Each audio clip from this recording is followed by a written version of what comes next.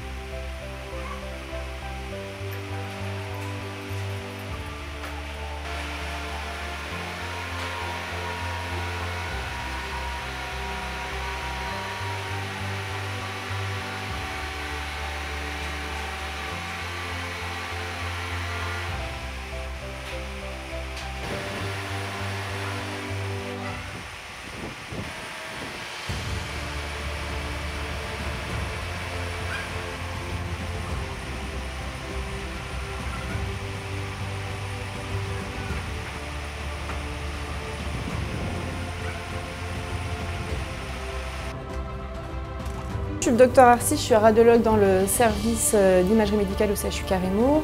Je me suis occupée du choix notamment des nouvelles IRM, parce que je suis la représentante médicale du secteur IRM. Quelques mots juste pour vous dire pourquoi on a changé d'IRM. Je pense 3 points principaux.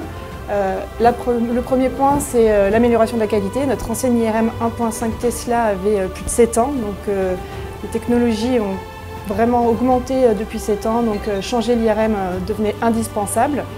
Ça, c'est le premier point. Par rapport à ça, l'augmentation de la qualité, je dirais que nous avons maintenant une IRM à la pointe de la technologie, surtout que la direction et le service d'achat du CHU a suivi les recommandations du côté médical et a obtenu des options qu'on a pris en plus pour cette IRM, notamment un module pour les IRM cardiaques et des IRM abdominales. Donc voilà, on va pouvoir faire des IRM plus performantes en termes de qualité. Le deuxième point, je dirais que c'est surtout l'accueil du patient. On sait que l'IRM, c'est un examen qui est long, les patients ont souvent peur de venir faire cet IRM, cet examen, et avec notamment le module cardio et de meilleure qualité. Et par exemple, également, souvent, on devait faire des apnées pour les séquences abdominales et on a des nouvelles options qui vont nous permettre d'éviter de faire ces apnées. Et on comprend que chez nos patients qui ont souvent plus de 70 ans, les apnées, c'était difficile.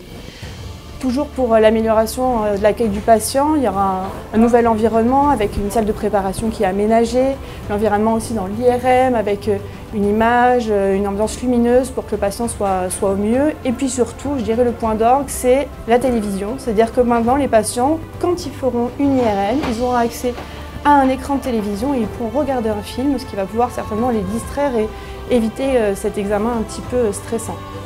Le troisième point, l'ergonomie du travail pour les manipulateurs radio et pour les radiologues.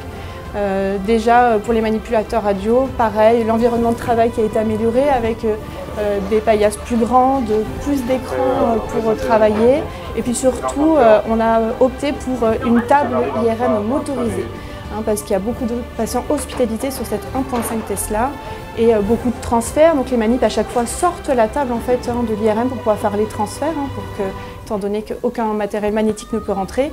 Et donc maintenant, ils vont pouvoir avoir cette table qui est avec une assistance motorisée pour éviter de la pousser juste avec la force de leurs bras. Et vraiment, l'ergonomie et la pénibilité sera certainement diminuée. Maintenant, on est tous contents d'avoir cette nouvelle IRM toute option et on a hâte de pouvoir commencer à l'utiliser.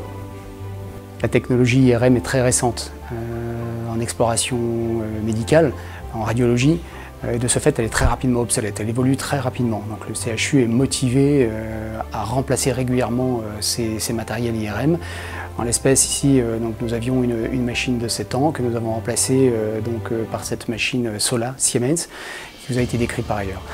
Elle coûte à peu près 1,1 million, c'est une opération qui représente 1,1 million d'euros qui ont été mobilisés, avec une opération qui a été préparée depuis le début de l'année 2020, perturbée par la crise sanitaire, mais pour lesquelles effectivement on peut se féliciter que toute l'équipe s'est organisée, le constructeur également et les sous-traitants, pour pouvoir la réaliser en 1 mois, en respectant les consignes de distanciation et les consignes également de coactivité. Donc une très belle réalisation dont nous sommes très fiers et qui va maintenant entrer dans une phase de production et d'exploitation. Eh bien, cette nouvelle IRM au CHU de Nîmes est arrivée en remplacement d'une IRM qui avait déjà plusieurs années. Elle permet d'actualiser les différentes séquences pour aller plus vite. Donc la personne reste moins longtemps dans la machine, elle permet d'avoir plus de signal, on voit plus de choses.